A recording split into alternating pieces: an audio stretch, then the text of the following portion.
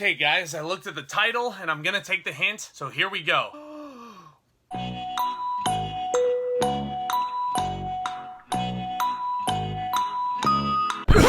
Oh god, okay, yeah. Whew. Yeah, nope, never doing that again.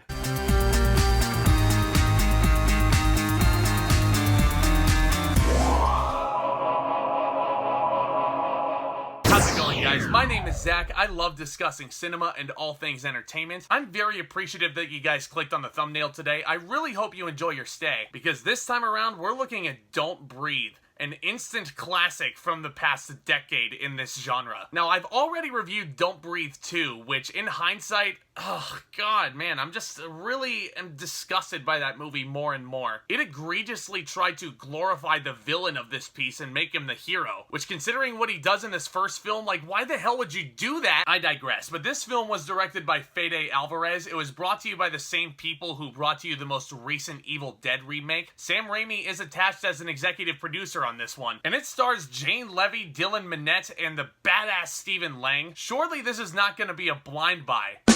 Yes, I shoehorned a pun in. Sick! But we follow three Detroit thieves who get their kicks by breaking into the houses of wealthy people. One of them gets word about a blind veteran who won a major cash settlement following the death of his only child. And figuring he's an easy target, the trio invades the man's secluded home in an abandoned neighborhood, but they find themselves trapped inside, and the young intruders must fight for their lives after making a shocking discovery about their supposedly helpless victim, who, long story short, really isn't gonna give up the money as easily as they thought. And guys, before I trudge on any further in this review, this is your heads up that there will be spoilers ahead. So just in case you've never seen Don't Breathe, don't say I didn't fairly warn you. Now, I did say that the production team behind the most recent Evil Dead remake brought us Don't Breathe back in 2016, and you can clearly see some similarities with Evil Dead, first things first. Not so much in terms of their copycatting, we'll get to that, but very similarly to Evil Dead, Don't Breathe is a 90-minute non-stop thrill ride that I love watching. And trust me, I always love going back to revisit this thing, especially around this time of year, because from beginning to end,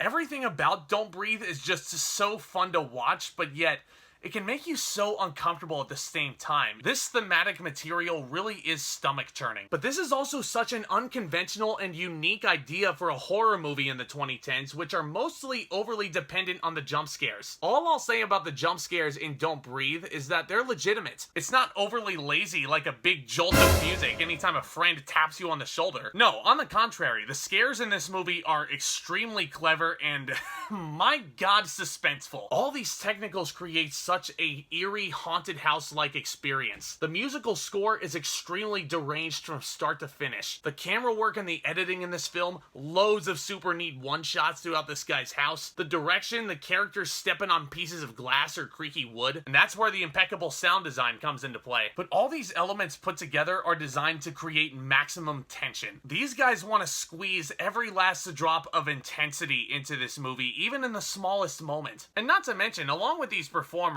who are certainly on their game across the board, Jane Levy is a super underrated actress, and I thought she really brought it here, as does Dylan Minnette, who some of you younger viewers might remember from 13 Reasons Why, which turned into, I don't know, like 52 Reasons Why. Talk about squeezing every last drop out of an idea. But joking aside, Dylan Minnette does get a lot of really interesting character work to sink his teeth into with Don't Breathe, but most people really do remember this movie for Stephen Lang as the monstrous blind man. And yes, he is monstrous. Not a hero like the sequel will make it out like.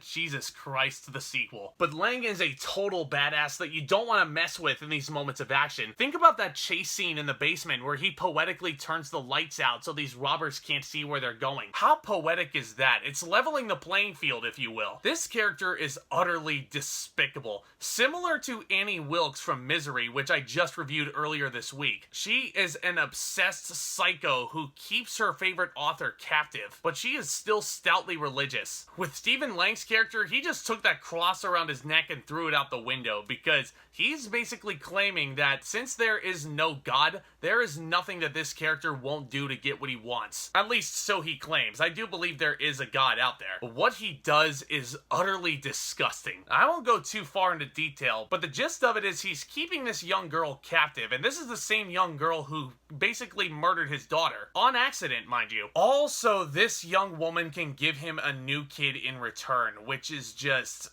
God, it's so disgusting. That's honestly scarier than any jump scare. It is just so totally disturbing. As I've alluded to already, Don't Breathe can be super fun to watch, but it can get super under your skin in the most frightening of ways. Now at this stage, these are really only nitpicks, but I only have a couple of issues with Don't Breathe. Because believe it or not, despite my praises, Don't Breathe is not a perfect film. Firstly, the finale of this film, ultra intense, where Rocky knocks the blind man down into his basement, presumably killing him. It honestly reminded me of a Stephen King style ending, filled with cathartic vengeance. The cops pull up to the blind man's house and then the movie slams to black, and I was like, perfect, that's it, just end it. Roll credits. But then the movie keeps going for a good 5 minutes, and it honestly feels like a deleted scene, or at best a mid-credit sequence. And the blind man doesn't die because we have a mediocre sequel to attend to. But go back and rewatch this scene. It actually does feel like it was deleted. Like it's something that could have been omitted from the final cut. And, oh god, okay, so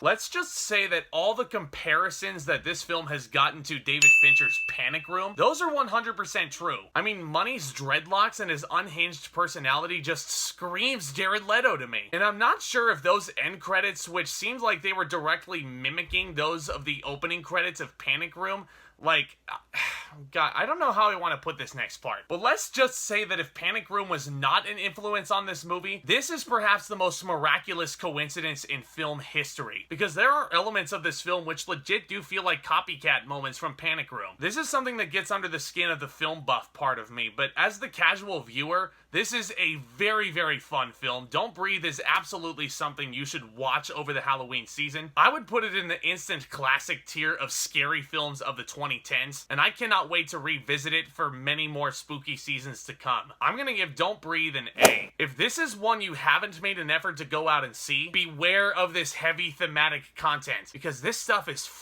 up, guys. But it is a thunderously fast-paced thrill ride that will not give you a moment to breathe until the film reaches its finale. I mean, the clue is in the name, guys. I really don't know what else you were expecting. But joking aside, guys, I absolutely am so grateful that you guys chose to click on this thumbnail today. Let me know what you thought of Don't Breathe down in the comments section below. Did you love it as much as I did? Did you despise it? And also, feel free to let me know what you thought of the sequel down in the comments section, too. That movie deserves a full discussion in its own right, and I've already reviewed Don't Breathe 2 on the channel. That came out, I think, a couple months ago, so feel free to check out that review if you so desire, and do consider hitting that subscribe button down below as hard as you possibly can. It is 100% totally free to you guys, and this is also super beneficial in helping me get this content out there, as is hitting that thumbs up on your way out, guys. That would be absolutely tremendous. It would mean the world. And as always, guys, stay tuned for more exciting content hitting this channel very, very soon. I will be heading to SmackDown this Friday, so expect my review for No Time to Die later on in that weekend. I will be seeing No Time to Die this weekend, though, guaranteed. And as always, guys, we are trudging right along in this year's Halloween special. Time is flying by so quickly, but at some point next week, look out for the next installment in this year's playlist requested by my good buddy Luke Ponto. We're going to be looking at Hellraiser. Yeah, we're going to go a little bit more vintage next time by looking at the literal definition of a pinhead. But in any case, thank you to my buddy Luke if you're watching this for requesting that movie. I've actually never seen it before, so I'm actually very, very curious to go check it out finally. But as always, guys, y'all are the best, and stay tuned for all this exciting content and much, much more. And with all that being said,